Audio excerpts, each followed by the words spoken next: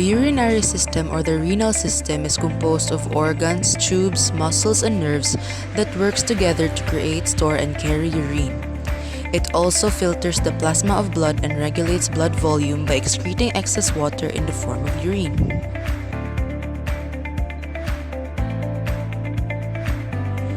The renal blood flow or RBF starts in the aorta of the heart, then to the renal artery of the kidneys. From the renal artery, it branches out into segmental arteries as it enters the hilus.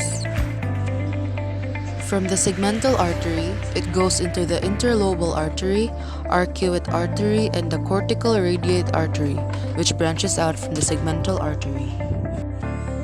From the interlobal artery, blood goes into the afferent arteriole, then to the capillaries of the glomerulus, then to the efferent arteriole, and then to the vasa recta or the peritubular capillaries.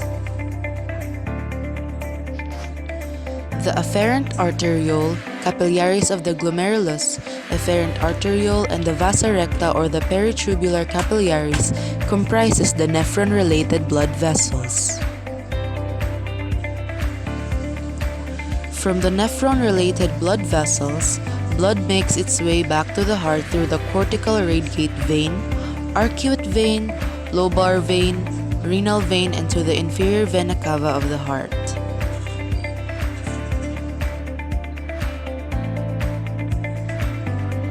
Urine formation involves the filtration of blood in the glomerulus to form an ultrafiltrative urine, the reabsorption of electrolytes and nutrients to maintain the internal constancy of the environment, and the secretion of waste materials.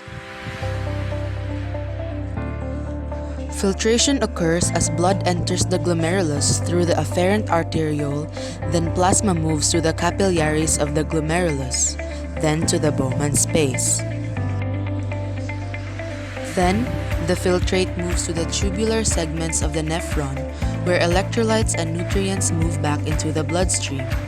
Also, here, through the tubular secretions, waste materials goes into the urine filtrate, where it gets concentrated in the collecting duct and moves to the renal pelvis, where it is directed to the ureter, bladder, and urethra for elimination. The pH of the blood indicates acidity.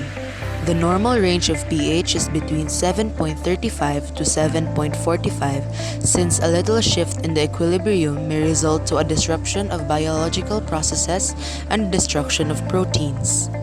In order to maintain the pH of the blood, there are three mechanisms which does so.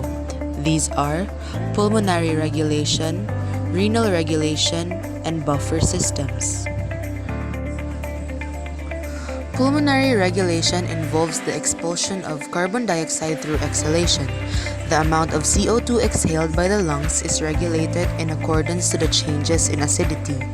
A decrease in pH is sensed by central or arterial chemoreceptors, which results to deeper, rapid breathing. Thus, more CO2 is expelled and less H ions produced, which regulates pH of the blood to normal. Renal regulation involves excretion of hydrogen ions and reabsorption of bicarbonate through kidneys. The kidney regulates pH by adjusting the amount of excreted acids and reabsorbed bicarbonates.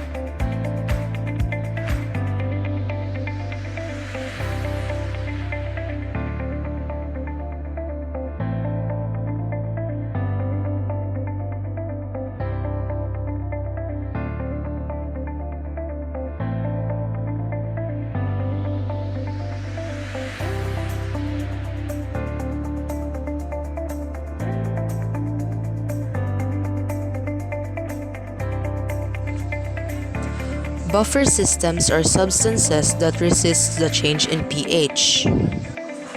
Plasma pH, potassium ions, chlorine ions, and hormones like aldosterone, angiotensin II, and mineralocorticoids are examples of these buffer systems or regulators.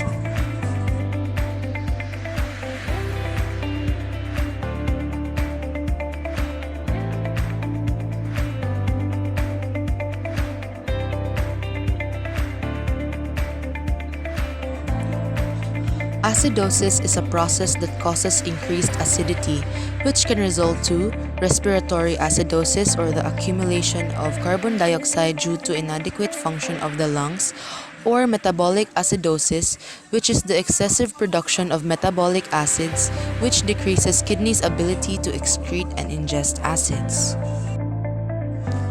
Alkalosis, on the other hand, is a process that causes increased alkalinity, which may cause excessive exhalation of carbon dioxide, bicarbonate retention, ingestion of alkali, or excess loss of acids through the alimentary canal or kidneys.